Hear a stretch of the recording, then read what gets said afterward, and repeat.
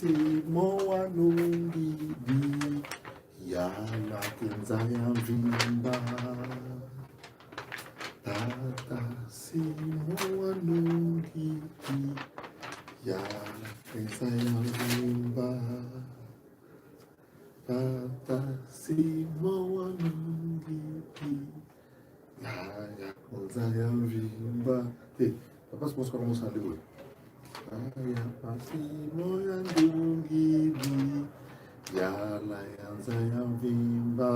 Bandeko ba congolais basi mibali bana mikolo ba yaya baleki depuis lobby to innover système oyo to baxi minda renfort ko saganate toza en direct na Facebook toza pe na YouTube pour la émission yo vers tous les cas feu vers tous les cas pour vers tous les cas pesa ke loko mususu.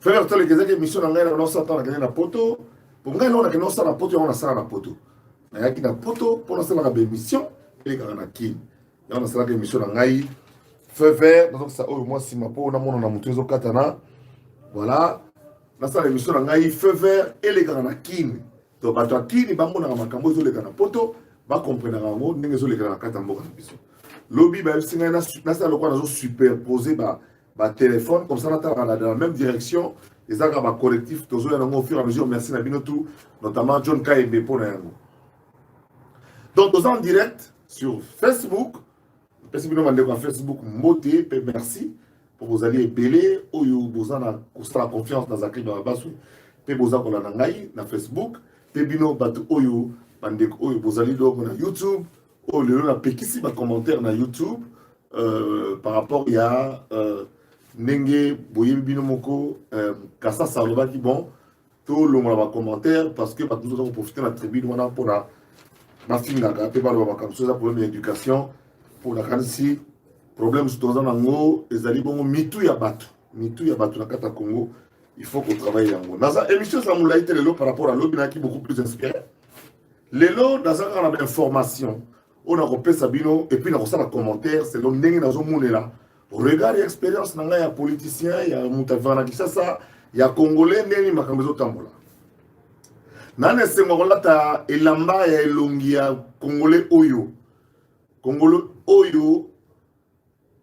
le 6 avril 2021 abandaki musala oyo nzambe apesaki lelo tolandi na landi pena en direct makamutu moi n'ayant pas eu la possibilité de me déplacer mais na tambola ki boye na tenu oyo pour être en communion na batuyo so bakende kuna même sur na déplorer que il a fallu pena fracture pena abeta eloko et puis akota bankama makolongulu ngeza na eloko mususu ngeza eloko mususu ko fracture pena koti pena na nkamba pena beta pena papa Simon nzoto akota pena makolongulu na nkamba ngeza eloko mususu bien bati apembe le mois likolo akoto abetele safari na bichilix ya likolo ya bien pene vana na nzoto to peti na ziko abetele pene loko ya peplo to beta mikolo ya bamuze abetele mo ya car likolo et puis après akoti na ngobongo pona nga fati fala kota bongo na nenga coaching communication da façon kolata poza nga kota na mbati ya pembe chaussette ya pembe metanga zo kota kana temple la longo li sapato ni na sala kana mo livre na 2006 mon livre bien uniforme, tout côté dans camp mère bien uniforme, bien coaching, côté la vidéo de ma ça la au fur et à mesure, et les gars rappellent bien des voyez mais j'étais très content aujourd'hui, le chef de l'État s'est déplacé parce que on ne pouvait pas mieux faire que de donner de la valeur à papa Simon Kimbangu. Donc ça s'est passé aujourd'hui en Kamba devant de fortes délégations, il y a eu ma famille, il y a Baouti en Angola, Baouti en Congo, Congo en face. De par le monde, vous voyez que Covid, malgré Covid, les Kimbanguistes ont tenu absolument, il y a célébré centenaire Nabango et les plus gros événements qu'il y a eu. Il y a eu deux faits marquants au Ponangaï, n'a pas retenu pour la ministre le 4 avril. Il y a Liboso, le président de la République, a sépelissimité Mayaba Kimbanguiste na Oyo Basengara depuis Kala.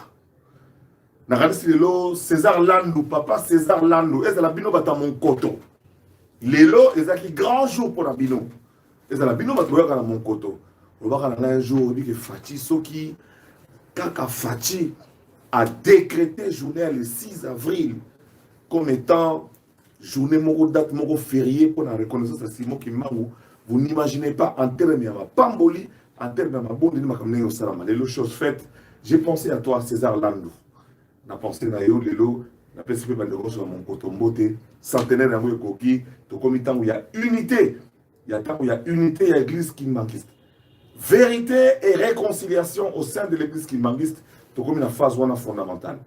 À un moment donné, moi personnellement, je me suis impliqué pour que les deux ailes de l'église kimbanguiste vont se réconcilier. Elle, boulevard Tchachi, c'est-à-dire Bandeko il y a Monkoto, na El Nkamba, il y a centre d'accueil kimbanguiste. Au-delà de toute considération, makila ozo likana nzoto ya kati ya bana ezala bana o bazana Monkoto, na oyo bazali na Nkamba eza makila moko. Nous tendons sans tangoyo. Quel beau cadeau reste-t-il encore na bana ya descendant ya Kimbangu au beaucoup pesa na peuple congolais, au beaucoup pesa na monde que la réconciliation. Quel beau cadeau au tozo zela. Vous avez le cadeau il y a le 6 avril, bino en tant que kimbanguiste. Biso en tant que congolais. Tozo qui date il y a le 6 avril et comme un férié. Tu as dit te reconnaître Papa Simon Kimbangu. Te reconnaître Moussala Assali. Te reconnaître Bitumbaye Aboudi pour l'indépendance. Il y a Bisso.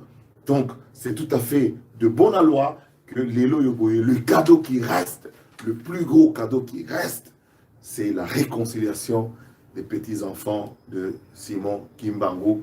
C'est-à-dire, je vois ici nos frères qui sont à mon côté et nos frères qui sont de l'autre côté. Ça ne sera que de la joie et le sourire que je suis en train de Yaroloba tout à l'heure et pour ça, pour Talaka 100 ans après, de continuer centenaire centenaire de vérité et de réconciliation. Dans ce blague, il y a un message de l'eau, et ça là, papa Simon Apesi, et ça là, oyo, et ça là, Kimbangiste, côté Koyamba, bino côté wana, robo mayo na Koyamba, Kimbangiste, robo mayo na Koyamba. Et Yamelia Pamba a bomio déjà. L'église Kimbangiste, c'est centenaire, yende, en fait, moto molo, il y a ba église nyoso, il y a Moli Mounakatambo Kanabiso. Et ça là, Pévalon en fait se réclame de Simon Kimbangu. Toutes les dividendes, les ailes, toutes les dissidences, il y a l'église Kimbangu, tous se réclament. Au moins tout le monde va d'accord que Papa Simon Kimbangu Azali Nzambe. Au moins eux, ils reconnaissent tous de cette façon-là, les doctrines Oyo, les alliés coupés sama, les alliés croient dans moi, ah, dans un côté abino, histoire de l'Éternel. Donc, Bima, de l'eau et Bima, bientôt qu'il y a un vers cinquantenaire nango, et Bazali va descendant, il y a Papa Simon Kimbangu, ce qui peut même Liloba, ça va descendant, Papa Simon Kimbangu. Apôtre Tambolukoki, pendant que nous surtout il y a l'église automoni, l'église à Molimo, nous surtout Bazali, descendant, Bazako se reconnaître dans Moutou Moko, c'est Papa Simon Kimbangu. On a l'histoire, il y a Mboka Nabiso, il faut te pour le sabbat Nabiso, Baye, Bake, Namabele, Abako, Nabango, il y a eu un homme qui s'est appelé Simon Kimbangu. Et le 6 avril 1921, et c'est un chapitre qui m'échappait dans la histoire, Akene qui commune à Mundele, Akene commune à l'État, pour aider l'État que Nalingi na Banda Moussala. Les lots 100 ans après, Papa Simon a ici l'État. Pour rappeler l'histoire, il y a que Papa Simon le baki que Baindo, Bakoko, Mindele, Bakoko, Baindo. L'exemple s'est passé aujourd'hui. Aujourd'hui, l'État a payé autorisation. Les alliés Moutoumoundou, les alliés Bongo, Félix Antoine Tshisekedi. Oh, il va destin, Moussou Batumoussou, Zano Moussika. Zano Moussika dans le destin. Talanenge, Cheminima et Salami, Ti Lelo Yoboye, qui l'eût cru qu'en 2021, centenaire, il y a République démocratique du Congo, il y a l'église qui manquiste et Kokuta comme chef de l'État, Félix Antoine Tshisekedi. L'accomplissement, oh, et ça, la 4e président. Accomplissement, et ça, la 4e président. Le 4e président, c'était Joseph Kabila. Mais, oh, et ça, la Lelo. Oui, Lelo, accomplissement, c'est dans le sens que reste à Simon Kimbangu d'abord jugement et ça qui fungula qui a condamnation à Papa Simon Kimbangu au belge condamna qui est à perpétuité, condamné qui est la prison, à vie. Le jugement a été revu sous le Zolobambi, sous Kabila, pour permettre à ce que Simon Kimbangu a la réhabilité, puis a la quitté pour ce salama qui mounene. Nanenge yakosaka na tepe, reste naye, ezala qui déplacé, na place ezala qui vers où place to bengi de l'eau na Nkamba Jérusalem. Donc c'était une très belle journée, même si nos amis de la RTNC, oui, des bons techniciens, mais les équipements font toujours défaut. Et je n'ai jamais compris, tout se passe bien, sauf quand le président veut prendre la parole, il y a des sifflements, il y a des chuintements, je n'ai jamais compris ce phénomène. Le technicien qui bouge les choses, quand on dit le président veut parler, laissez le micro, ne touchez à rien, chassez même les gens du micro. Parce qu'il y a quelqu'un, quand chaque fois, moi j'ai constaté, chaque fois que le président veut parler, et si c'est André Kalazi, j'ai vu ça hier et j'ai vu ça aujourd'hui. Donc chaque fois, et j'ai même écrit sur ma page Facebook, je n'ai jamais compris pourquoi quand le président veut prendre la parole, au moins bruit. Donc, n'a pas raté, ils ont la Wana, ils ont message à Liboso, Lelo, 6 avril est comme férié, sûrement que Bakoulout Nabiso Moso, na Bahati Lukwebo, président à Sénat, président à l'Assemblée nationale, dans sa semaine, le roi va appeler Moussalate, gouvernement yété, vous avez Moussalate, vous me conseillez la monde Noki, Mboka, et quoi, décréter journée, wana, tout ça la confusion, oh, quand on va férié, n'importe quoi, on a 10 000, lundi, le bien férié, lobby, lundi de Pâques, la fête là, tout ça, on a beaucoup, tout à bon moment. Vous avez lobby lundi, tout ça, salaté. Donc, tant que nous respectons les nôtres, honorons les nôtres au fur et à mesure. Zach, le beaucoup créer les dates, pour la salle trop, Zach, le plus a date, pour ça, les super férié. Zach, le va se faire, à rose a date, pour ça, les super férié. Pour la ligne, la salle moussala trop, il y a promotion en boca pour la macamou, il y a n'eng. Donc, le 6 avril est commis férié. Yami Balé, musée et Fumami Maison en Kamba.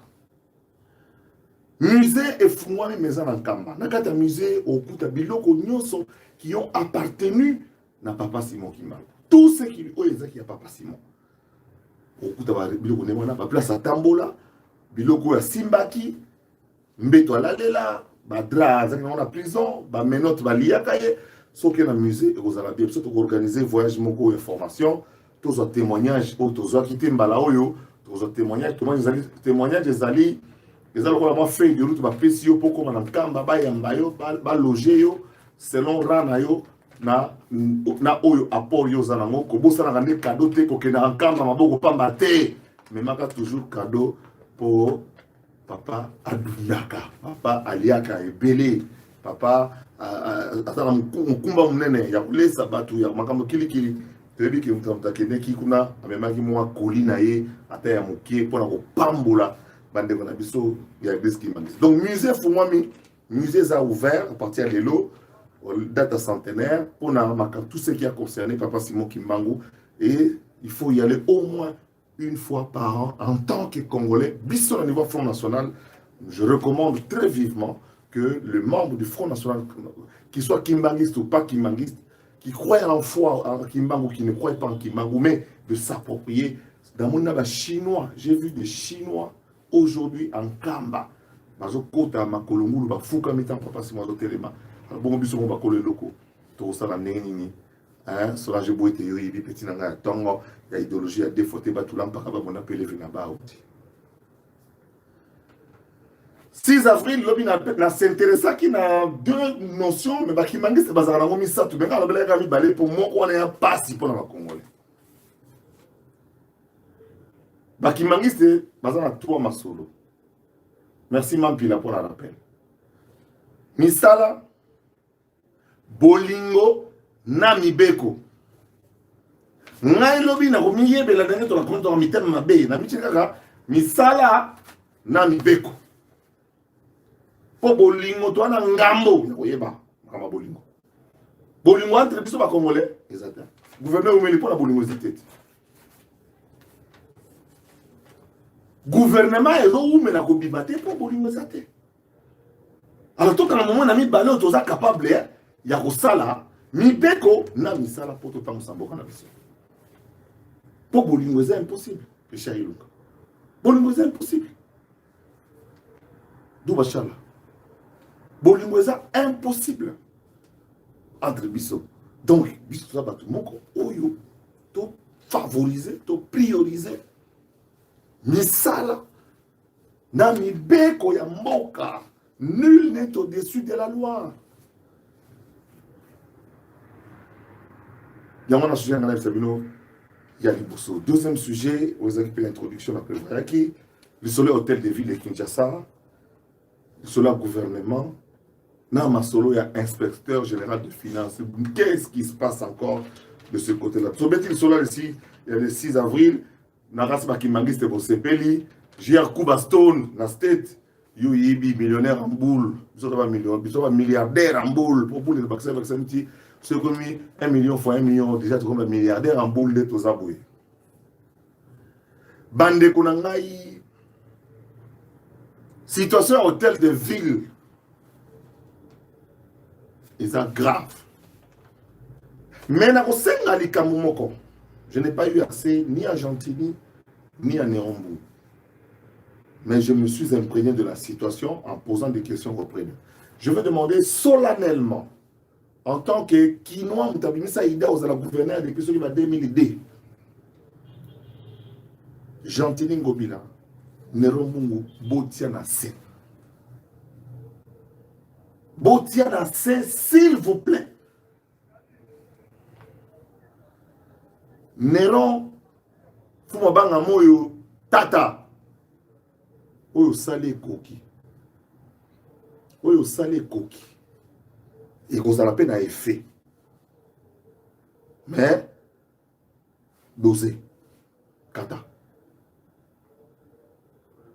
Gentilly Ngobila. Tenir compte de ma camunde wa lobby. Bosunga kisasa. Oloba na téléphone. Ndeko. Na intention ko bongisa kisasa. Wanga na soutenir ma gloire Kabenga. Olobi ndeko na ngai. Na intention ko bongisa kisasa. Na radio na télévision. Mais makambo lobi wana pona yungi pona boye. Eza bongo te ndeko na ngai. Na intention ya ko bongisa kisasa. Moi je m'accroche à cette parole là. Et là, on a le Gentilly, élection c'est Sili, campagne électorale Sili, c'est quoi le comité au Tchabiso va Kinoa na Moussala. Tchabiso na Moussala.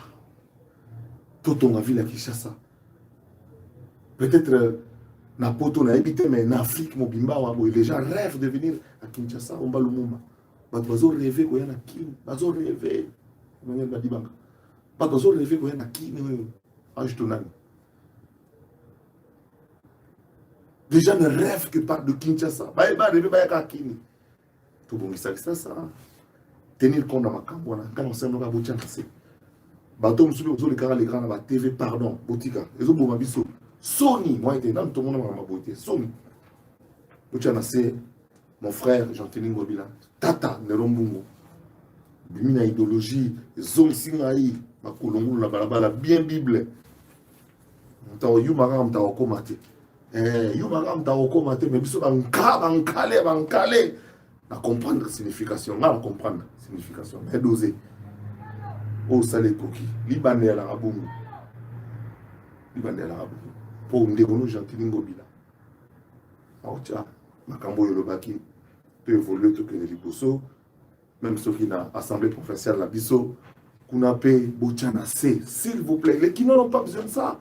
Les Kinois, nous avons tellement de problèmes dans ce pays, dans cette ville-là, que Bino Bato, Boba Konzina Bisso, vous décidez pour la Bisso. Beaucoup de la pito pas les termes, papa Godel pour Yosa Moussali en Zambé.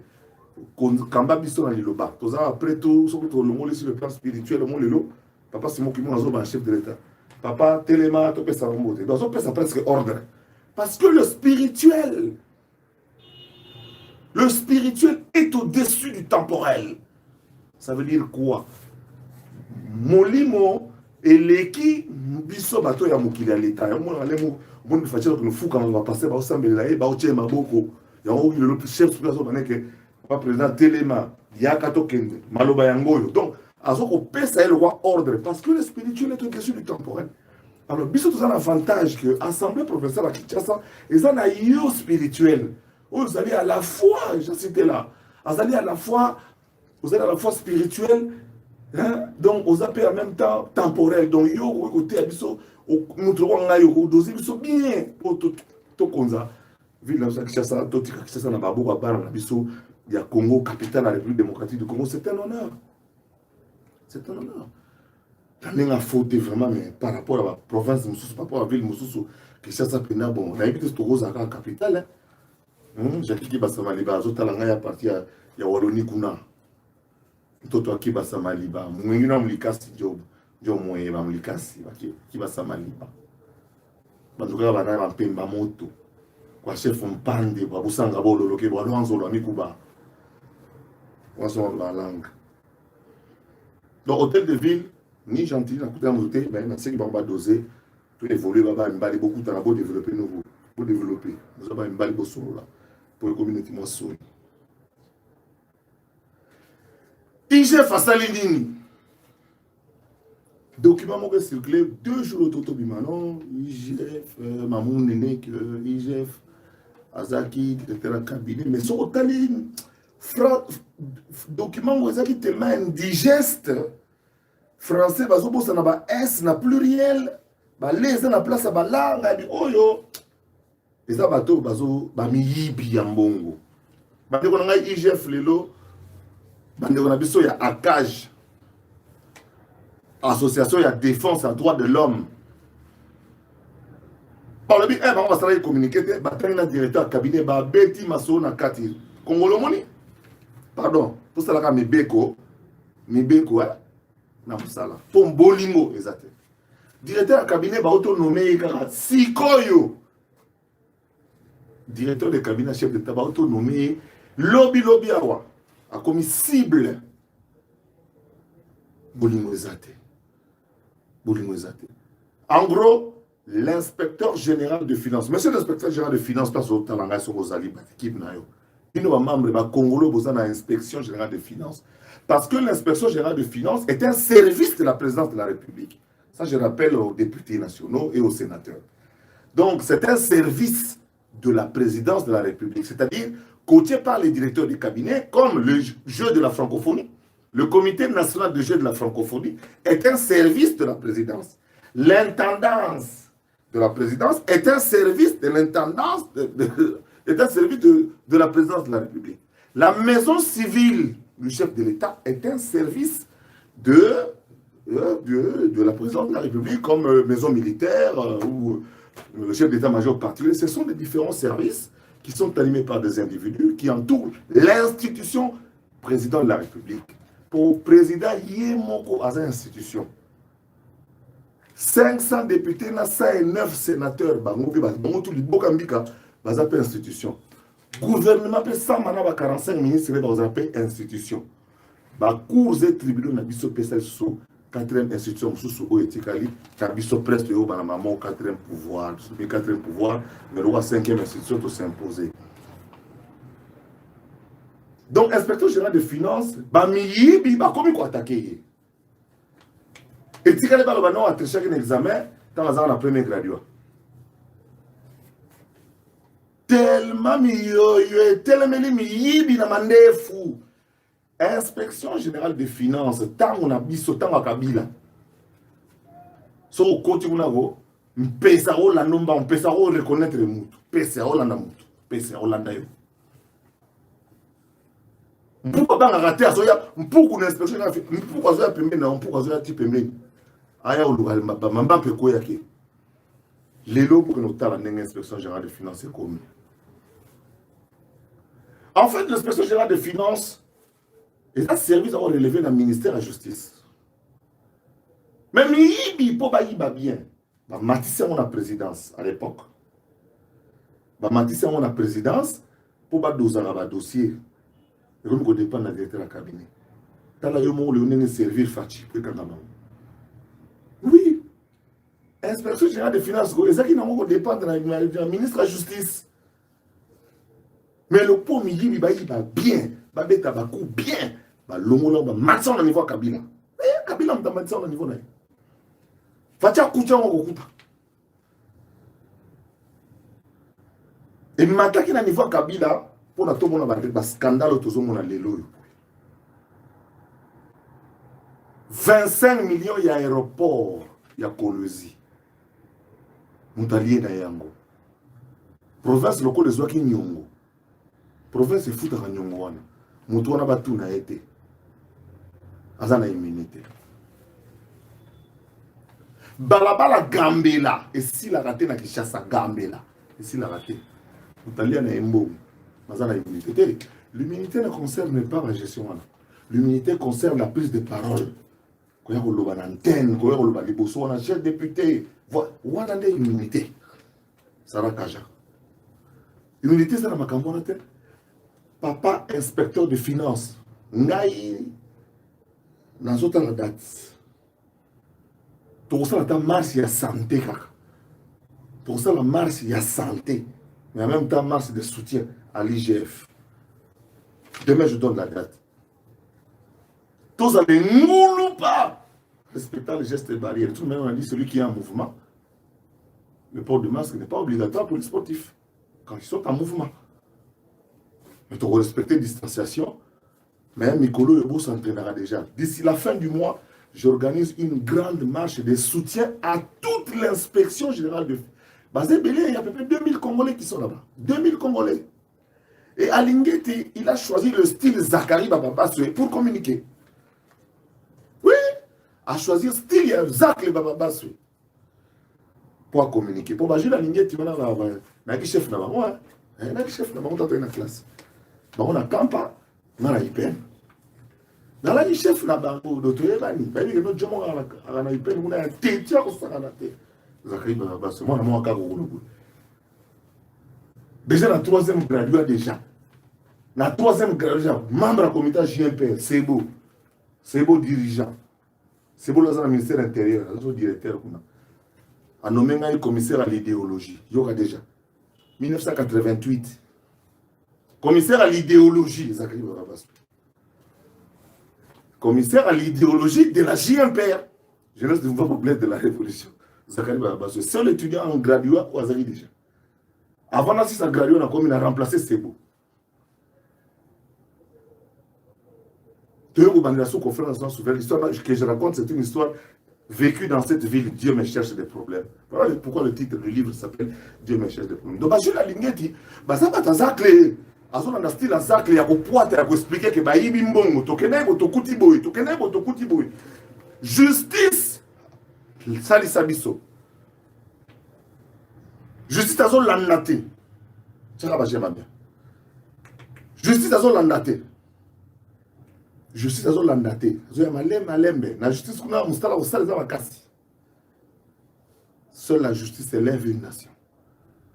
Bato boko gelé pour ça la nyonso. Mais fin de fin, le verdict sera rendu. Oui, babi bon l'état on est ngai boy. Puis Jeff Kutuna lo yamba ine go yamba. Na gère rien. Oh non, ça na makabila. Oh liaka boye. Oh fleur du cœur. Oh Zakario. Ozakana Kabila, Osalaki Boy, papa n'a géré rien. Même pas 1000 francs, vous avez 1000 francs. Pourquoi Kabawa? Bah, you a mendre, bah, ça va dans mon ambogo. Bah, mendre, mon bobo, bah, ça va mbaka, ça va ngobo. Non, on écoute, moi, au théâtre, on a bien un canda, au théâtre, il va payer un zamba, c'est une Bible. Ndarozola, les la, il y a banque, il y a crédit dans la banque. Les contrôles, il y a IGF, ils ont un effet rétroactif. Effet rétroactif. Oui. Effet rétroactif. Au Zoranbon, on a boulevard triomphal, boulevard triomphal, on a le plus bel avenue. Il y a un euro, l'euro, les bangs, les bangs sauter, on a les bétons en bang. Talamine, dans les pays, dans le boulevard. Devi, au côté ici, Devi, ville à Kinshasa, c'est côté ici, Devi que. Il faut que tu aies 20 watts. Le point est on a combien quoi? Oui, ça va 20 watts. 45 watts. Beaucoup souvent, 5 watts. IGF Azasima Nabino. IGF Azasima Tata Nabino. Azasima Maman Nabino Azasima Nino. IGF Kolembate. Talaka ba loka biso na ko na bango nyonso liboki bango tout liboki na ko na ba na ko na bango na swansi bango liboki na le bango na kwanga moko parce bango liboki mbika na le bango na kwanga moko.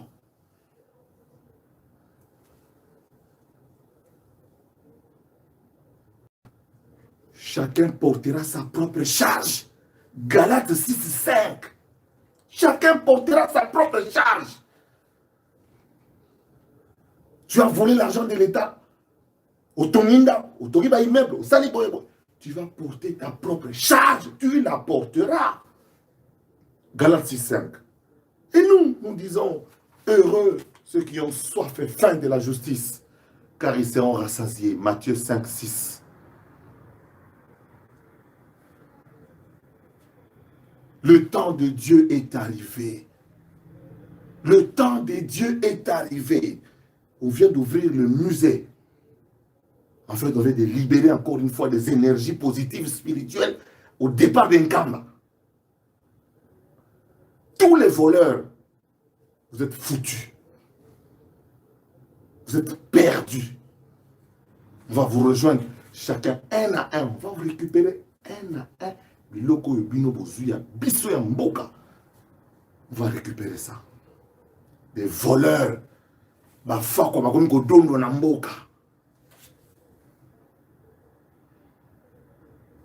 Okolakisa crédit aux autres qui na banque. Na un plan d'appurement nango. Et sur base de quoi au futaki yango. Nous nous croupissons sous le poids de remboursement de la banque. Bangoto, mbaka samoro boye, baye na mboko yo, baye na kini, boye za mbongo, botongi tongi awa, et puis après te, bobe na jalousie ne bolingi, mais nga tonga na mbongo na bino ti. Comment na mbongo l'état ti, na crédit ba banque peut aller témoigner. Il faut na lo la mo assuré la ya, banquier, pardon vraiment na oya malembe. Na futo malembe, na futo malembe. Na futo malembe. Nous avons encouragé le Front National Congolais. Le Front National Congolais, les Congolais au Bisso. Tout qui va apporter un changement positif dans le Katamboka. Moi qui vous appelle, les mots boba tout comme on dit. Tout ça est fort. Bisso mon Congolais. Tout ça c'est un bon Bisso. T'as les locaux menés les Bisso na Bisso. T'as toujours centenaire na Bisso. Yaba Kimbangiste. T'as la sous l'année prochaine, en 2022. Tout ça on a joué à francophonie. 88 pays où il y a. Bakle tamboka na mboka to yeba tabiko na nenga ni biso mo bande ko province ba fédération bolimisa na zoki tantele pour la besoin ba numéro ba fédération bo benga ba te belé ko zo contacter ngai oyo bozana Kinshasa te lobby na le bureau un adresse mo mail ya jouer à francophonie bo pesa ba suggestion ba proposition en fait le haut représentant du chef de l'État c'est-à-dire le représentant du chef de l'État. Parce que Fatih nous a organisé les Jeux à francophonie. C'est Fatih. C'est lui qui nous les donne. C'est lui qui a obtenu les Jeux de la francophonie pour la RDC. Quand on a eu mon combat Mohamed Ali Foreman, nous aurons, 48 ans après, les Jeux de la francophonie. Donc, Bandeko Boza Libanda, ou Boza Kati, Géraldo, le notable Yamba. Tous Boza Kati Mboka, tous Muna, Bandeko Namsoa Est. Il n'y aura pas de Kenyans, il n'y aura pas d'Éthiopiens, mais il y aura des marathons prévus.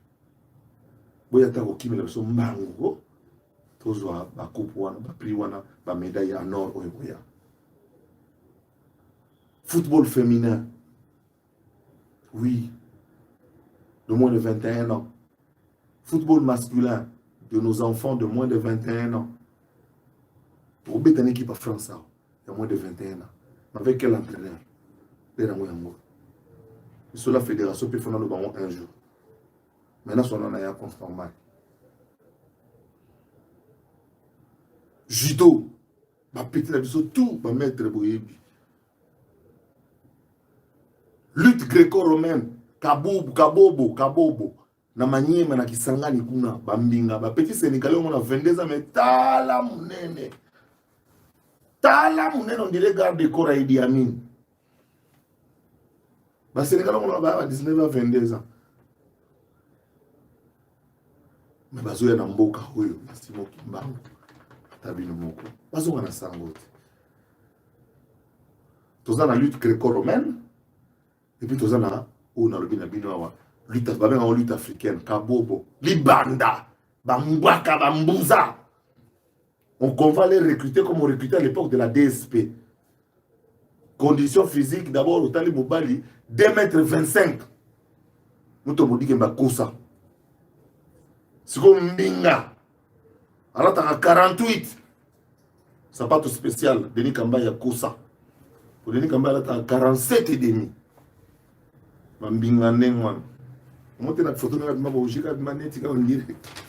Taille bima la photo na fa balonga ka photo na fa balonga photo na vite mbinga wa kamba iwana basala ko comprendre que kule katani hein kule katani c'est ça Kinshasa c'est ça le Congo courant et katani bio bien bon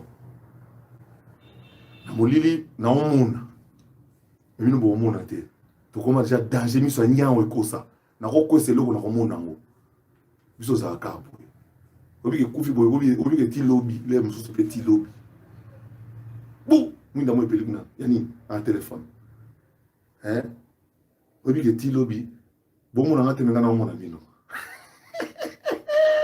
santo toma boka mona boka kwekila otika mala na no rozu pour na mwinda pour no oya tout à la porte mon porte ndako no moment o tout à la porte lilisa. C'est ça la réalité de Kinshasa en direct. Et pourtant, bah, dans celui-là, qui courait zongi. Bateau, à la tête, on a Facebook. Check. Bata Facebook, na kati bino déjà. Allez, bino, bata, il y a côté EP, na kati bino, bata YouTube EP, na kati bino.